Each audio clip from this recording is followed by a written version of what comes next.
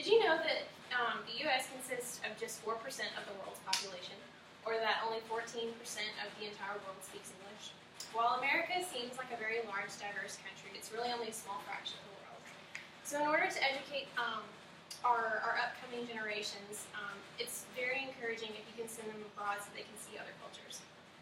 So after recently doing some research on the effects of studying abroad, and also having been abroad myself, I can vouch that you gain a broader understanding of the world once you go. So today I'd like to explain why more people aren't going, the benefits of traveling abroad, and also how you can take advantage of these opportunities. So why aren't people going? Most would assume that traveling is expensive, which it is, but if you compare like countries, you would think that you would see similar travel rates. Canada and America, as well as Great Britain, are generally considered very similar, but if you compare the rates of passports issued, they're very different. CNN reported that Canada had 60% of their citizens have passports, and Great Britain also had 75%, but America only had 30%, which is, as you can tell, much less. So if it's not necessarily the cost, because traveling to different places for each of these countries costs about the same, what would deter you? Most consider Americans to be culturally ignorant. Jay Leno even had a segment on his Tonight Show that when you were jaywalking, he would interview people on the street and ask them questions about modern society or popular countries, and oftentimes they wouldn't know the answer. So I kind of wondered why that was, so I looked at the requirements for getting your diploma, and when you graduate from high school, you're only required to have 1 credit of world history, which is not very much. So I also looked at the news, and the media plays a big role in this. The State of the News media in 2008 reported that only 10.3% of all news broadcasting has to do with international affairs. When you look at what they're broadcasting, it's usually negative. So if we're not informing people about the world around us and all that they're being informed of is negative, then generally they don't really want to go and explore outside of our borders. Another big reason is fear, and after 2011, obviously travel decreased a lot. Brad Foss reported that there was a 23% drop in airline revenue after the attacks on September 11th, which is significant. So while we don't know much about outside of the United States, and we're fearful to get out of our comfort zone, once you do, there are many benefits. Some of the benefits include personal as well as professional.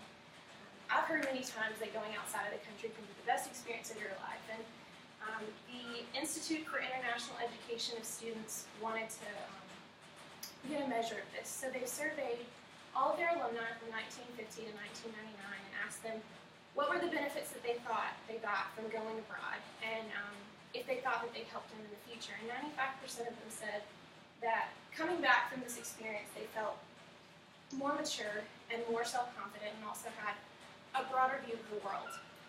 I personally have been to Peru on 4 separate occasions, and coming from that, I have a better understanding for different cultures and really people who are just different than I am.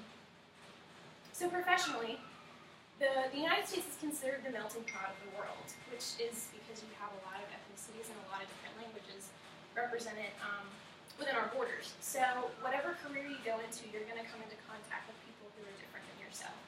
So the more experience you have with dealing with different cultures, the more successful you're going to be. This is commonly thought of in foreign relations, but it can also be really important in the medical field, because you have different technologies and different ideas that are being spread throughout different nations. In a recent article in Employers' Attitudes Towards Study Abroad, they surveyed what they thought the most important skills were for prospective employees. And they said that having non-judgmental views of others, willingness to take risks, and also accepting that your own views aren't necessarily universal are keys to being successful. So they also said that going abroad can help increase your ability to have these skills. So you know kind of what discourages, and now you know what the benefits are. So I would hope that you want to know how you could do this. And a common way for young adults is to study abroad, which most large institutions will have a program. Sometimes your major can require it. But you can take a class in a different country for a semester of your choosing. And that way you don't necessarily miss out on your education, but you also gain the benefits of being in a different society. There's also opportunities in the mission field, which most people would associate this with religious groups, but that's not necessarily always the case. You can go through organizations like Doctors Without Borders or Samaritan's Purse, and they just they offer skills that different communities don't necessarily have, and it can bring supplies that they don't have as well.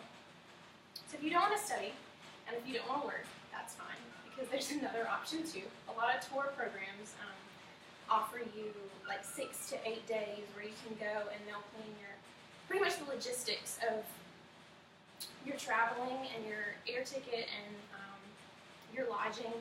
So you pay kind of a flat rate and then you just buy your food. So you can really soak up the experience.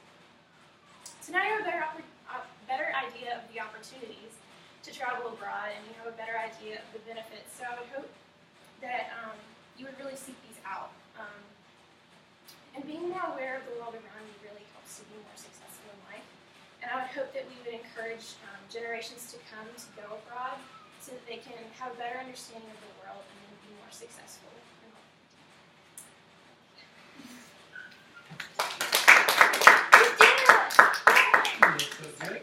Yeah, I don't know if it stopped like halfway through or not, but it turned off.